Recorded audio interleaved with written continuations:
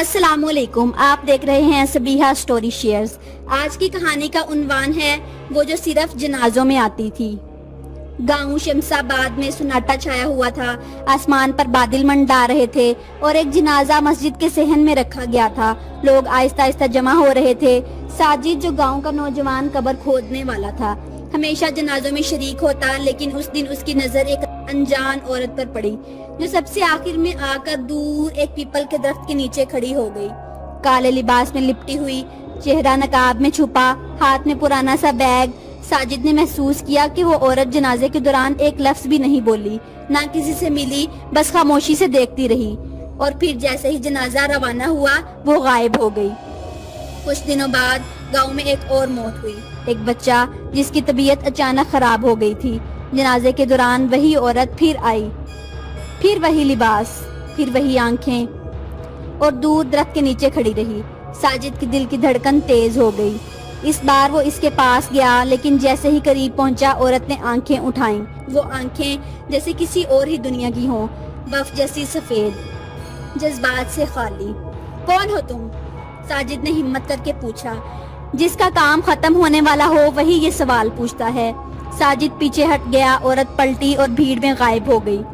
ساجد نے پرانے لوگوں سے پوچھا۔ پرانی نسل کے ایک بزرگ بابا یامین جو اب مسجد کے ایک کمرے میں رہتے تھے نے سنا اور لرزتے ہوئے کہا، تم نے اسے دیکھ لیا؟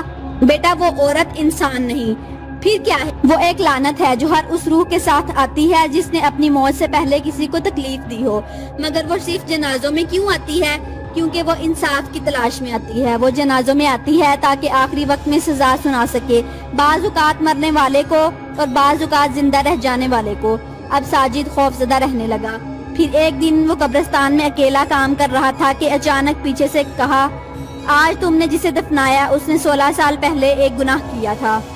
وہ پلٹا، وہی عورت سناٹے میں۔ کیا تم جانتے ہو کہ وہ گناہ کیا تھا؟ ساجد نے سر ہلایا۔ نہیں۔ تم بھی شامل تھے؟ ساجد کا رنگ زرد ہو گیا، اس کی آنکھوں میں پرانے منظر لوٹنے لگے، بچپن میں ایک حادثہ جسے چھپایا گیا تھا۔ اگلے دن گاؤں کے لوگ حیران رہ گئے جب قبرستان میں 2 لاشیں دفن کی گئیں، ایک وہ جو حادثے میں مرا تھا اور دوسرا ساجد۔ کسی نے نہ دیکھا کہ ساجد کو کس نے مارا اور کیسے مارا، نہ کسی نے کوئی آواز سنی، بس اس کی لاش خاموشی سے درخت کے نیچے پڑی ملی، اور اس کے سرہانے ایک پرانا بیگ جس میں صرف ایک پرانی تصویر تھی، ایک جنازے کی تصویر، اور وہ تصویر اس کے آخری کونے میں کھڑی تھی۔